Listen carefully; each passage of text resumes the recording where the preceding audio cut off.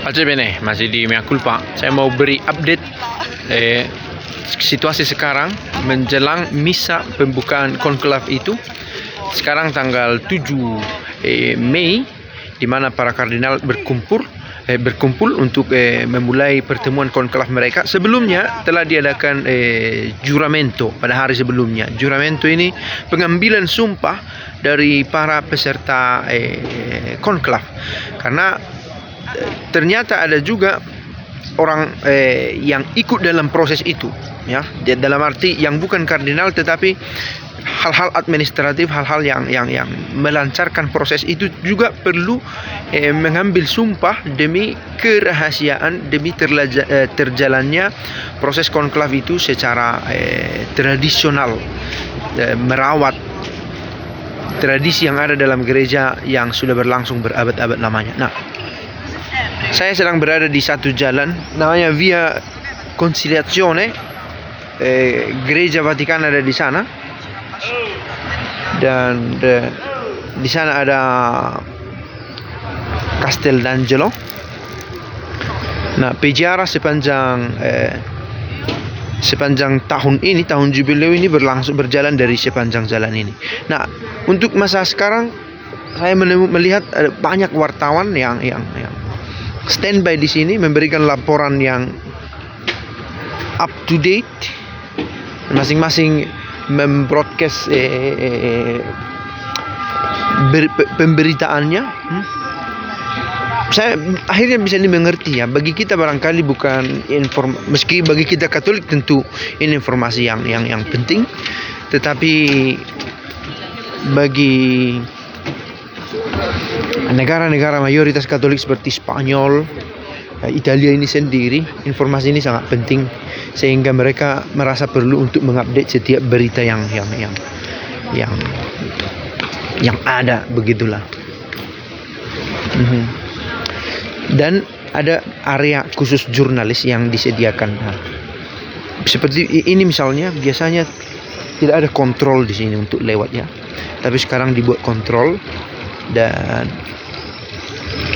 tidak sembarang untuk masuk yang biasanya saya lewati, gitu, ya. Nah, untuk para jurnalis diberi tempat di sini, juga ada di sana, di depan sana, tetapi sepertinya dengan akses terbatas.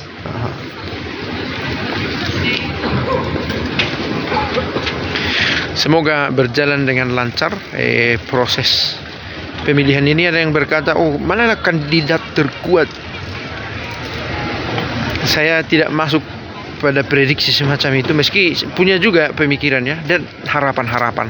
Tetapi harapannya adalah paus yang terpilih adalah paus yang benar menjadi teladan iman, yang menjadi teladan bagi kita untuk beriman, gitu, ya.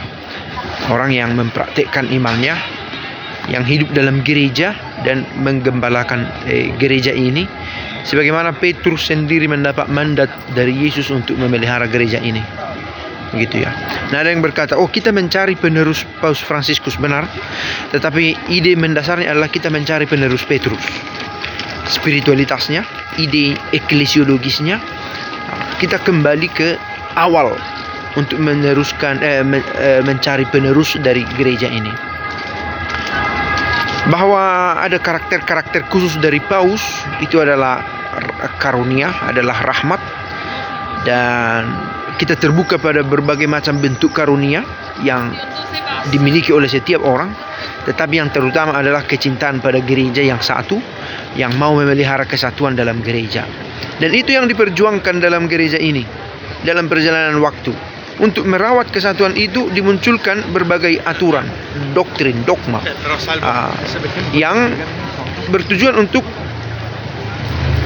gereja yang adalah satu, supaya semua menjadi satu. Itu cita-citanya.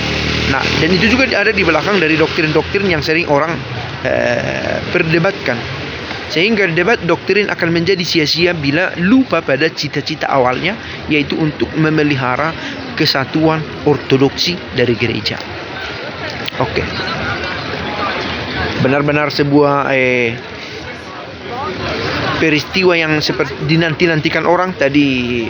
Sopir dari mobil angkot umum yang kami pakai berkata, hari ini abemus papam, kata dia. Mau mengatakan event yang ini adalah sesuatu yang ditunggu-tunggu. Mungkin tidak langsung hari ini ya, mungkin ada, tapi who knows kan, siapa yang tahu. Akan ada proses pemilihan besok juga, dua scrutiny, 2 pemilihan pagi hari, 2 pemilihan sore hari. Nah, saya sudah bawa bekal juga untuk tidak pulang ke rumah hari ini. Mana tahu sesuatu terjadi sore hari. Nah, kebetulan juga ada kegiatan, nah, jadi bawa bekal. Oke, semoga lancar semua ya. Ciao.